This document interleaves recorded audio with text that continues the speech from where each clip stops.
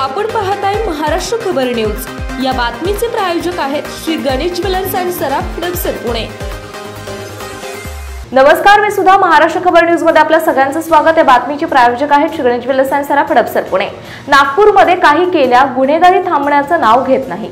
24 तासात शहर आणि ग्रामीण भागात 3 वेगवेगळ्या ठिकाणी 3 जणांची निर्गुण हत्या झाली आहे। या हत्याकांडामुळे जिल्ह्यात खळबळ उडाली आहे। पहिली घटना गोरेवाडा जंगल परिसरात घडली आहे।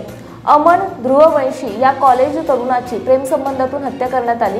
या घटनेत आरोपींनी अमन ध्रुववंशी या तरुणाला भेटण्याच्या बहाण्याने बोलावले आणि गोरेवाडा जंगल परिसरात त्याची निर्गुण हत्या केली। ही घटना शनिवारी रात्री घडली असून रविवारी दुपारी एका आरोपीने पोलीस ठाण्यात जाऊन गुन्हा कबूल केला। त्यानंतर पोलिसांनी या प्रकरणात चौघांना ताब्यात घेतलं आहे। खापा येथील गांधी चौकात चेतन अशोक गागटे 31 राहणार हनुमान घाट याच्यावर रविवारी सकाळी 10 वाजण्याच्या सुमारास भर दिवसा सिने स्टाईल पाठला करत गोळीबार केला। त्याच्यावर आरोपी अर्जुन निळे याने 3 गोळ्या झाडल्या। त्यामध्ये चेतनचा मृत्यू झाला। गोळीबार नंतर आरोपी अर्जुनने स्वतः पोलीस स्टेशनमध्ये जाऊन आत्मसमर्पण केले।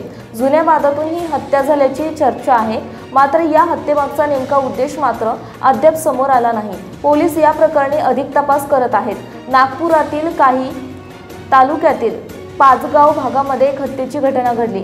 चौकीदाराची नोकरी करणाऱ्या सुमंतलाल मरस कोल्हे याचा हातपाय बांधून निर्गुण खून करण्यात आला।